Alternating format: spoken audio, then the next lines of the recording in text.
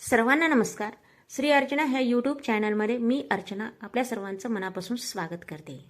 अंधार दाटला होता, दुष्टांचा आतंक वाढला होता. तेव्हा तेजस्वी रूपात प्रगट झाला भगवान शिवाचा पराक्रमी अवतार मल्हारी मार्तंड खंडोबा. चला तर जाणून घेऊया 6 रात्रीचं पुराणातील आणि आध्यात्मिक महत्त्व. या 6 रात्री म्हणजे आत्म्याला शुद्ध करण्याचा, अहंकार दूर करण्याचा आणि भक्तिभाव वाढण्याचा हा काळ आहे. येळकोट येळकोट जय मल्हार, भक्तीने बोलणाऱ्याच्या घरात सुखाचा दरबार. ही 6 रात्र मार्गशीर्ष अमावस्यापासून अमावस्येच्या दुसऱ्या दिवसापासून सुरू होतात. ते पुढे 6 दिवस चालतात. या काळामध्ये जेजुरी, खंडोबाचे जे ठिकाण आहेत महाराष्ट्रातील, कर्नाटकातील सर्व खंडोबा मंदिरामध्ये महाराष्ट्रभर भक्तिभावाचा महासागर उसळतो. आणि हा उत्सव 6व्या दिवशी म्हणजे चंपाषष्ठीला संपतो. त्याच्यामध्ये एक स्कंदपुराणामध्ये कथा आहे, ती कथा मी सांगते. मणी आणि मल्ल हे 2 असुर अहंकार, दंभ आणि दुष्टतेचे प्रतीक होते. या दोघांनी पृथ्वीवर अराजक माजवलं. देवतांनी महादेवाकडे गेले देवता आणि विनंती केली, प्रभू आम्हाला आमचं रक्षण करायच्यापासून. तेव्हा भगवान शिवानी मल्हारी रूप घेतलं. या महादेवाने युद्ध केलं 6 दिवस. तेच ते 6 रात्र. पृथ्वी आकाश थरारलं.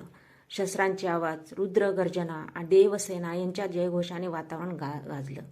6व्या रात्री भगवान खंडोबाने मणी आणि मल्ल या दोघांचा वध केला आणि म्हणूनच या रात्रीला मल्हाराच्या 6 रात्री म्हणून ओळखल्या जातं. 6व्या दिवशी मणी आणि मल्लाचा वध केला. स्कंद पुराणात हाच प्रसंग असं म्हणलेला आहे, प्रसंग वर्णिला आहे की यदा मल्लो मणिमच्छ हत्तो तदा धर्मो विजयी भवती. जेव्हा मणी मल्ल नष्ट होतात तेव्हा धर्माचा विजय होतो. या दैवी विजयाच्या स्मृतीतून आजही या 6 पवित्र रात्री आपण साजऱ्या केल्या जातात. ह्या रात्रीमध्ये केवळ ही एक अर्चना तर आहेच आहे खंडोबाची, त्यासोबतच भक्त आणि देव यांच्यातील नातं अधिक दृढ केलं जातं. जेजुरी, खंडोबाचे जे ठिकाण आहेत भरपूर, म्हणजे नांदेडपासून ते पूर्ण महाराष्ट्र कर्नाटकपर्यंत प्रत्येक खंडोबा भक्त घराघरात दिव्याची आरस करतो. भक्त मानतात सुद्धा.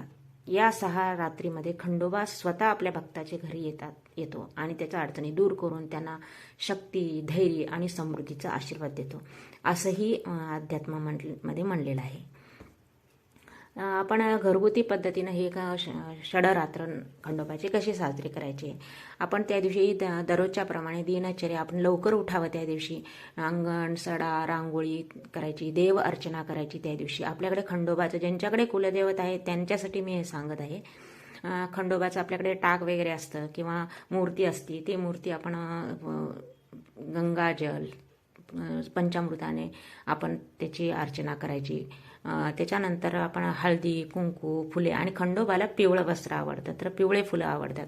त्या दिवशी आपण पिवळं वस्त्र परिधान करावं आणि पिवळं हळदीचं आणि आपण हळद आणि खोबरं असं हे महादेवाला आवडत असतं त्याचं. आणि मग खंडोबाला आपण त्या दिवशी पूजा अर्चना व्यवस्थित धूप आणि त्या दिवशी समय आपण नंदादीप ठेवायचा. 6 दिवस अखंड नंदादीप असतो. जसं आपण नवरात्रात करतो तसंच पण हे खंडोबाचे षडरात्र असतात. त्याच्यामध्ये अजून एक अजून करायचं म्हणजे हळद आणि खोबऱ्याचं असतं, ज्याचं आपण येळकोट येळकोट जय मल्हार असं म्हणून हळदीचं आणि खोबऱ्याचं आपण तिथं ठेवायचं असते. खंडोबाची तळी पण असते, काही ठिकाणी तळी आरती पण असते. त्या दिवशी पूर्णावरणाचा स्वयंपाक असतो. पहिल्या दिवशी सुद्धा सवाष्ण ब्राह्मण सांगितलेल्या जातात, दाम्पत्य सांगितले जातात. आणि खंडोबाला 2 सवाष्णी लागतात, कारण खंडोबाच्या 2 पत्नी असतात. एक आहे म्हाळसा देवी आणि दुसरी आहे बाळनाई. त्याच्यामुळे आपण सुवासिनी सांगताना 2 सुवासिनी सांगाव्यात. खंडोबाच्या सुवासिनी घालताना 2 सुवासिनी सांगितल्या जातात.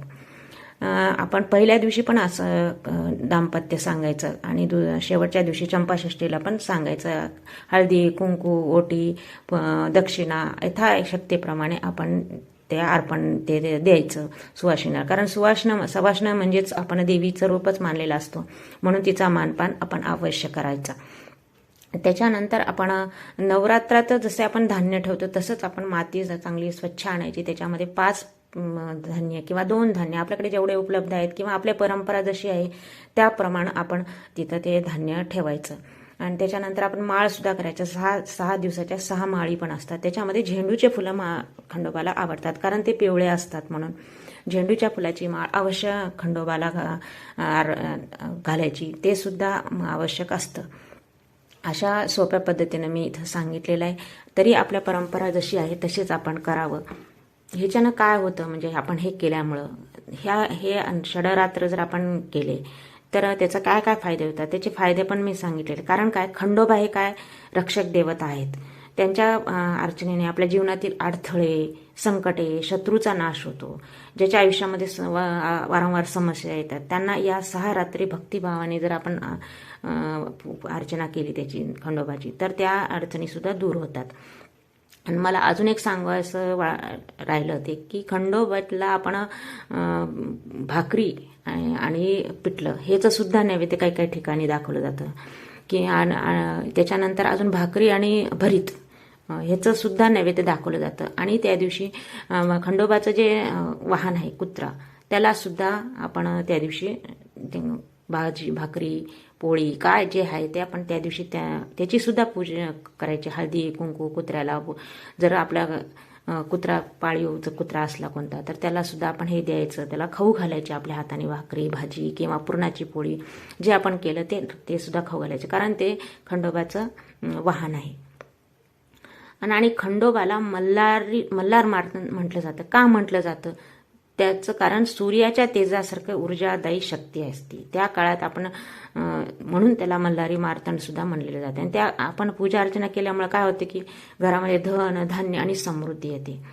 आणि खंडोबा दैवत हे खरं तर शेतकऱ्याचं दैवत असतं जास्त सहसा. त्याच्यामुळे काय होतं, या काळामध्ये आपण त्याची पूजा अर्चना केली तर शेतामध्ये भरघोस पीक येतं, जनावरांना आरोग्य लाभतं, कुटुंबात धनाधान्याची भरभराट होती असे सुद्धा अध्यात्मामध्ये सांगितलेलं आहे. मानसिक शांती, आत्मविश्वास वाढतो आपला. 6 रात्रीमध्ये भजन कीर्तन जागरणाने आपलं मनात नकारात्मकता दूर होते. भक्ती नामस्मरणाने काय आपलं मन शांत होतं आणि आत्मविश्वास वाढतो, विल पॉवर वाढते, सकारात्मकता वाढते. या दिवशीमध्ये 6 दिवसामध्ये उपवास असतात. काही काय म्हणजे आधी ज्यांच्याकडे षडरात्र आहेत म्हणजे कुलदेवता आहेत त्यांनी 6 दिवस सुद्धा उपवास करतात. जसं आपण नवरात्रीत 9 दिवस उपवास करतो पण ज्यांच्याकडे कुलदेवता आहे त्याचप्रमाणे खंडोबाच्या षडरात्रामध्ये घरातल्या कोणत्याही एका व्यक्तीनं आपण 6 दिवस उपवास करायचा. भगर उसळ खायची, तसं तर फलाहार दूध घ्यायचं, पण आता तब्येतीमुळे आपल्याला तेवढं नाही पथ्य पाळता येत. आपण भगर उसळ खाऊन षडरात्र उपवास करायचा घरातील कोणत्या तरी एका व्यक्तीने तरी चालतं. त्याच्यानंतर काय होतं, सगळ्यात महत्त्वाचं म्हणजे आपण ही षडरात्र जर खंडोबाची सेवा केली, सगळ्यात महत्त्वाचं म्हणजे मनकामनापूर्ती सुद्धा होते. मी आधीच सांगते की आपण संकल्प करायचा आणि आपलं जी आहे मनकामना ती व्यक्त करायची खंडोबा देवाला, आणि त्याच्यानंतर आपण ती मनकामना सुद्धा खंडोबा देव पूर्ण करतात. भक्त जेव्हा खंडोबाला मनापासून जय मल्हार म्हणतो तेव्हा भगवान त्या भक्ताची प्रत्येक इच्छा पूर्ण करतात. अशा भक्ताला जीवनात योग्य दिशा, संधी, यश सगळं मिळतं. एवढं सुद्धा महत्त्व सांगितलेलं आहे. या 6 रात्री म्हणजे भक्तीचा उत्सव आहे, अंधारावर प्रकाशाचा विजय आणि जीवनात समृद्धीचं दार उघडणाऱ्या पवित्र क्षणाचा संगम आहे.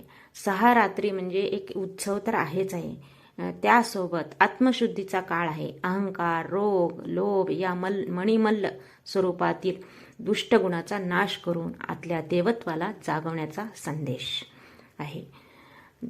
तुम्हाला खंडोबाच्या या दिव्य 6 रात्रीचं महत्त्व आवडलं असेल तर व्हिडिओला लाईक करा, शेअर करा आणि सबस्क्राईब करून भक्तीचा हा संदेश पुढे पोहोचवा. जय मल्हार. सर्वांना नमस्कार. श्री अर्चना ह्या यूट्यूब चॅनल